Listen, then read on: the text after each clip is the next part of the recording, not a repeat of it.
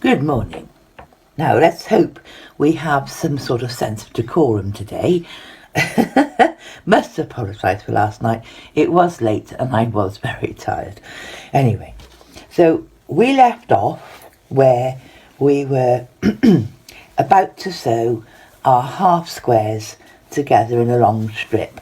I've made my mind up by just placing them out and seeing which order I liked it. So we're ready now to sew this to the runner. And as with everything, 1, 2, 3, 4, we're going to start by pinning the centre. You know I always advocate to pin the centre first, because that will then allow you to evenly distribute any easing or stretching or whatever that you need to do. So I'm going to pin the centre, then I'm going to pin 2 from the end,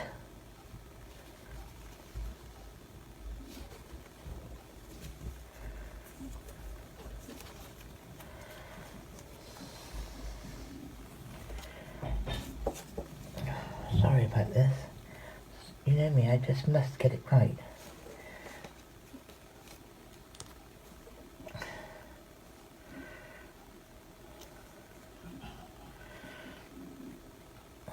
Two from the end,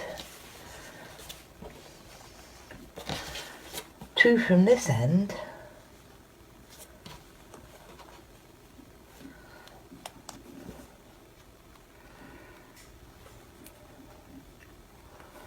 so you're giving yourself stable places so that the middle bits then we can come back and pin, knowing that we've got some guide, some parts already held in place, so we know that we're not just moving the problem, if you like. If there was a problem, we're not just moving it down the table runner and ended up with a much bigger problem by the time you get to the end. Does that make sense to you? That if you had a bit of a mismatch here, by the time you get down there, you're going to have a very big mismatch.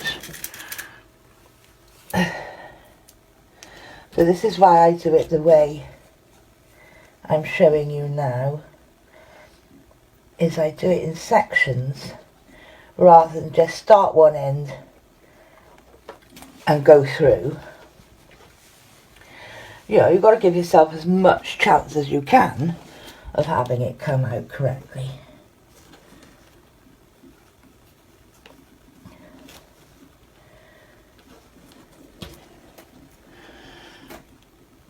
There. So now, pretty side to pretty side, I've pinned that border, and it should, you know, be the same length, because the squares are the same, or the half squares are the same width as what you have underneath.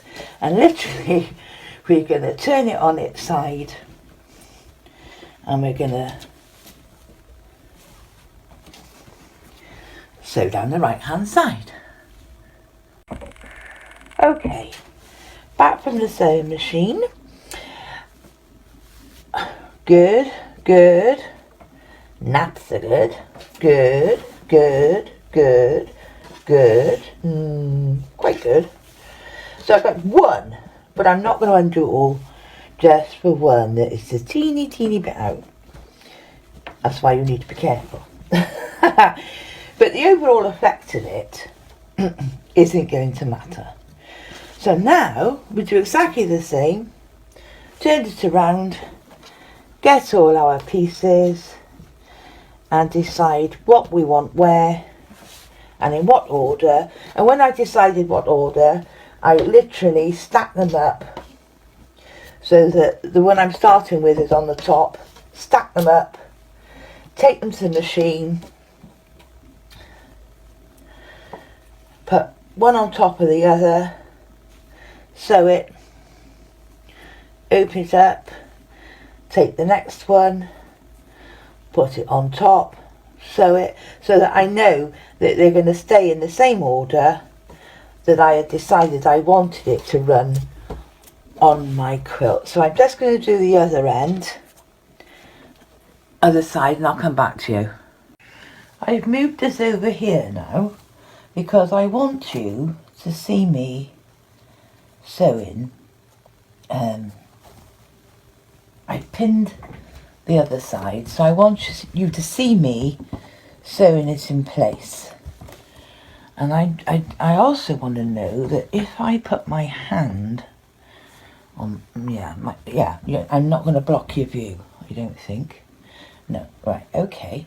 So literally, just as we did before, I have pinned every seam to the outside in the same manner, pin in the middle, then 2 in, then every one.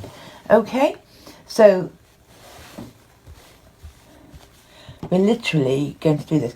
Now, when you sew something, especially something like this, which you hope is going to last for many, many years, there's no point in rushing as if you're in a race. I would rather know. See, I'm not rushing. I would rather know that it's sewn correctly as I want it to look,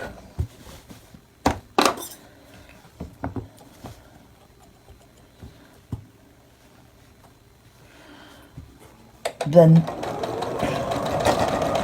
think, oh well, I'm the fastest thing in the West. Yeah? Because the last thing I want to do is have to take all of this out. I don't want to do that at all. I don't want to do that. I'm just gently guiding it, keeping it to the outside of my foot for my 1/4 inch seam. When I come to a pin, I just pull the pin back a little bit more so that I don't sew over it, because that will break your needle if you absolutely catch a pin right on your needle.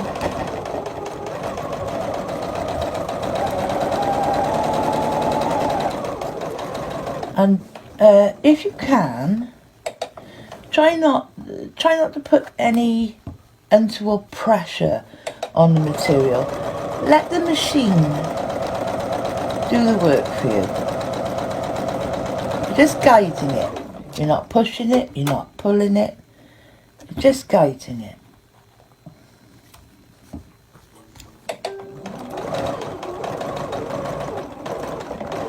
Go slowly over those humpy bits. And then this is the bit where a lot of people find that they go wrong, or they go off. It's when you get this much away from the end, the material tends to move. So this is the bit you need to keep these ends together and keep your stitch straight all the way to the end.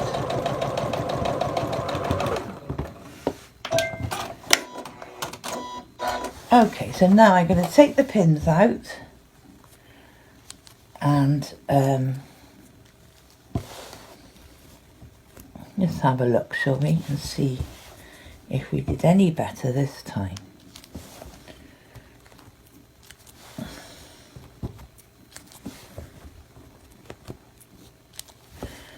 Okay. Oh yes, I like that one. Oh, I like that one. Oh, I like that one.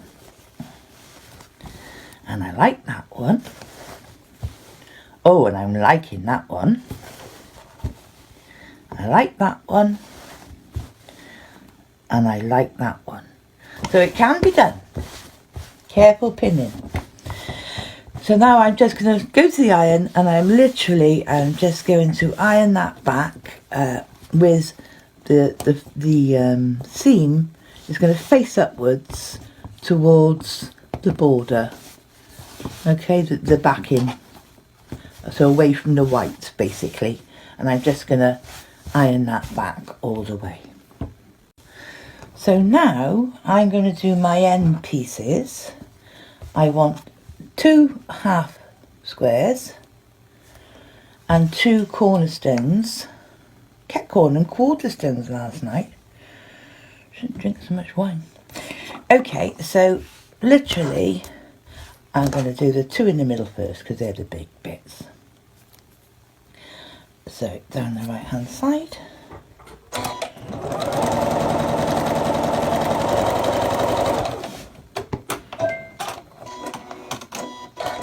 Quarter of an inch. Take 1/4 stone. Let's make sure I've got this fabric the right way around. Yes. Take 1/4 stone and place on one end.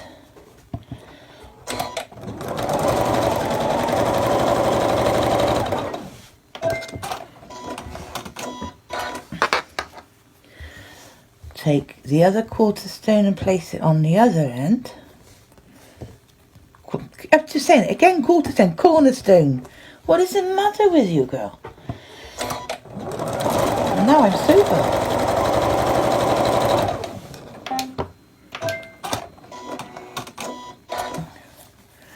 Okay, so we've ended up with that, which I'm just going to iron quickly.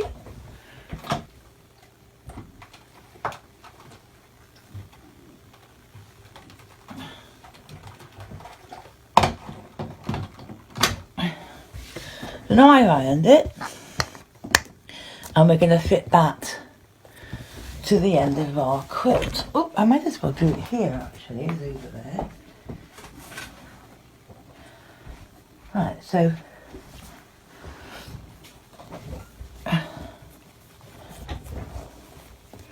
having got an end, pretty sides together. Can you see this? Yes, you can, can't you? Again, pin in the middle.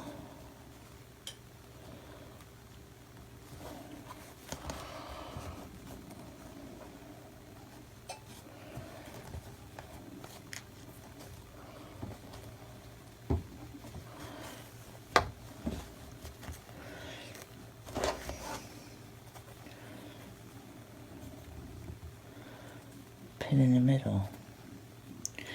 I knew I wanted you at the table.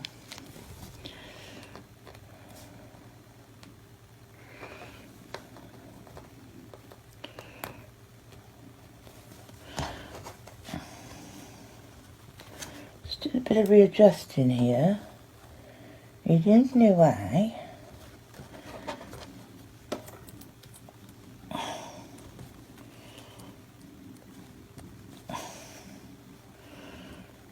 But that one doesn't want to sit very nicely. It will though. Anyway. So now, under the sewing machine, that really doesn't want to sit very nicely. But I don't want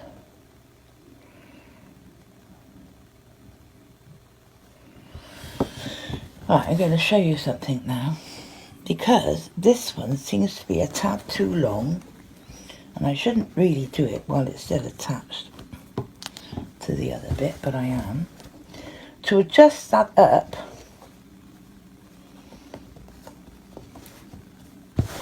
don't go anywhere, I'm going to make that seam a bit wider.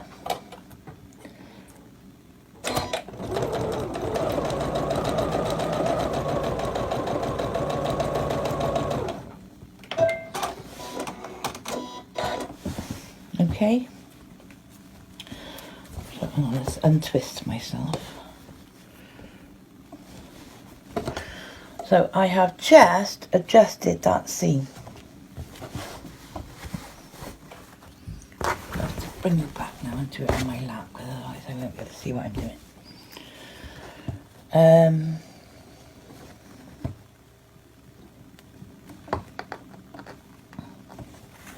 Nobody's going to know I did that. Except me.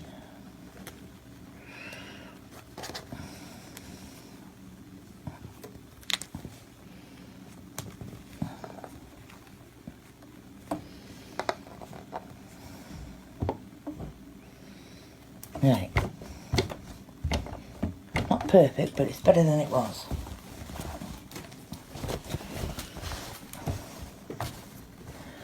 And I don't want to lose too much off my cornerstone, otherwise I'm going to be in a jam with that. So under the needle,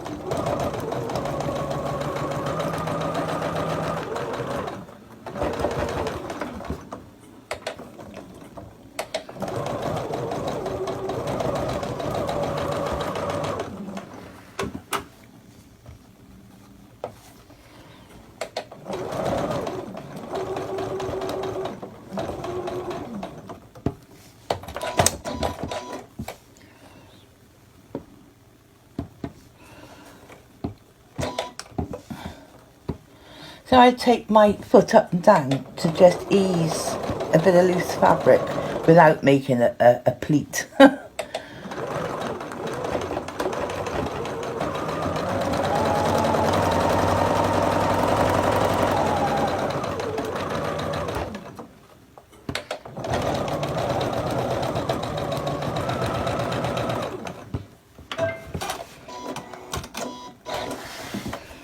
Okay, so let's take our pins out.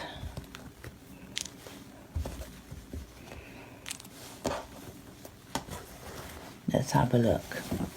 Yeah, you see, I got that one in nicely. And that one. And that one. So I'm happy. That is a little wavy, I admit, but this is going to be sewn down. So don't worry about that. All right, loves? So now we're going to do exactly the same with do exactly the same for the other end, literally. And then that would be our quilt top put together. I'm just looking for odds and sods now. That would be our quilt top put together, ready for the sandwiching process. Okay, just testing this a minute. If I put the light on,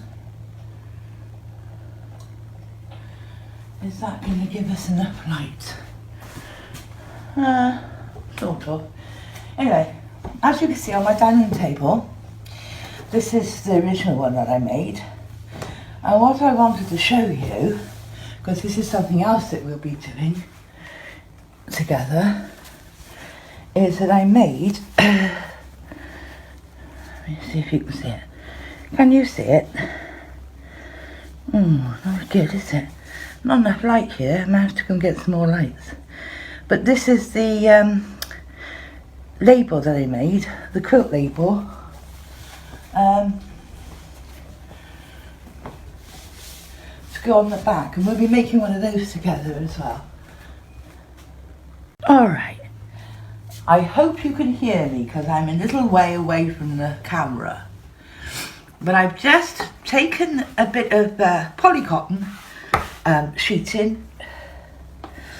At the moment I'm just laying out my table runner on top, giving myself a few inches at the top, a few inches at the side. Yeah, keeping it more or less straight. Now, do you remember me talking to you about electric scissors? Get some for Christmas. This is why.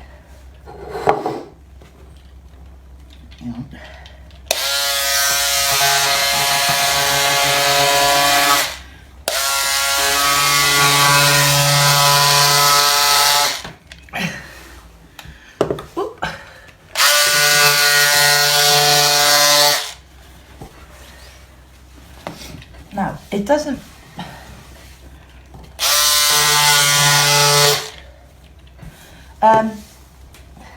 matter that it's not straight, because we're going to be cutting this away later anyway. Having got the template for the backing, I now want to say to you about wadding. There's a couple of types of wadding. This one, I don't know, let me bring it over. It's quite thick, quite springy. It's pure polyester. It's so cheap, and it's fine, lovely for a table runner. And then when we come to making actual quilts, this one, although it's thinner, it's got an awful lot more. It's 80% cotton, 20% polyester, so it's lovely. I don't think this is the bamboo one. No, this is the polyester cotton one, and this is really warm. So whereas with a table runner we're not that bothered, but with a proper quilt we want it to be warm, and although that looks thinner, that is a lot warmer than this one. But we're going to use this.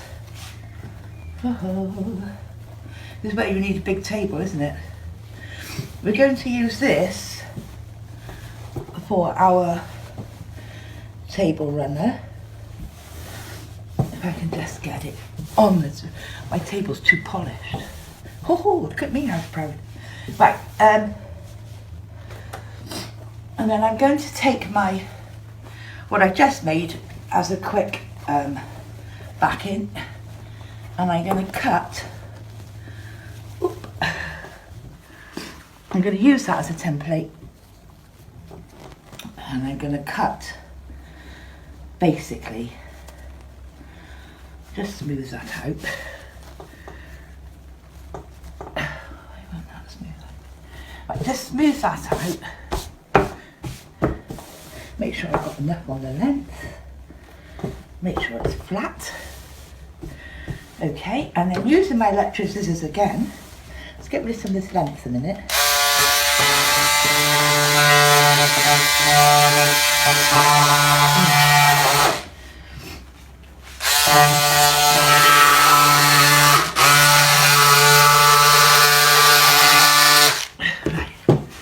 Now I can get rid of that again now. Now I've got the piece I want. I hope this is all in shot. And now, oh, I think we could be running out of electric. But you get the idea. Just see if I can.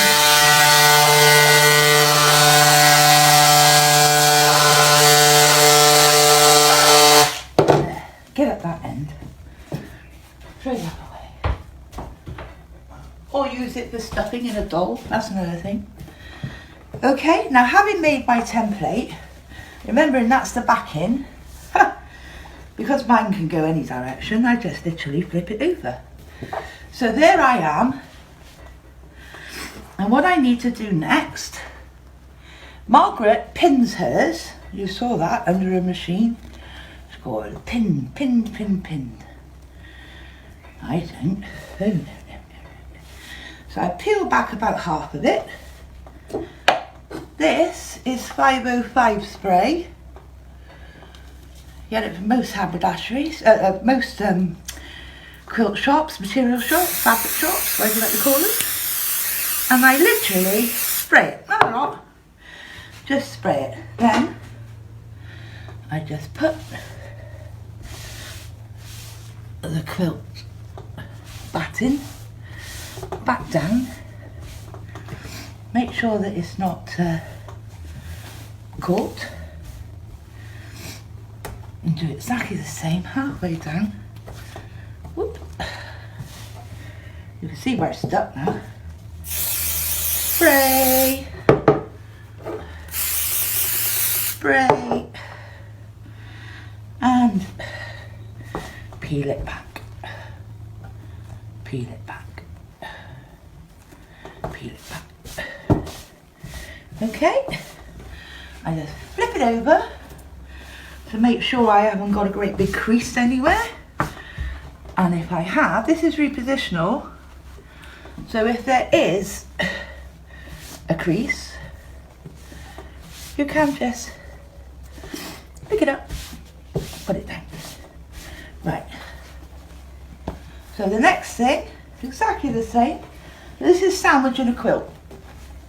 Because remember, you're going to have to do this with your Peter Rabbit quilt. So you're going to want a lot of space, aren't you? This is only a table runner. Let's move that up a little bit.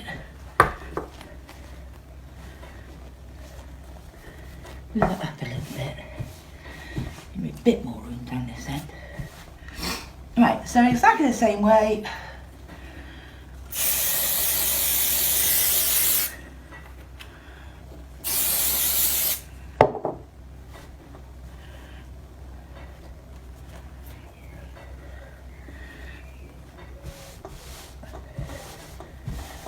Oh, sticky bit there.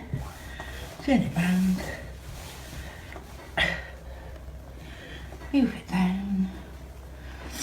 Now when you do come to do the big quilt, I do that on my lounge floor, on my hands and knees.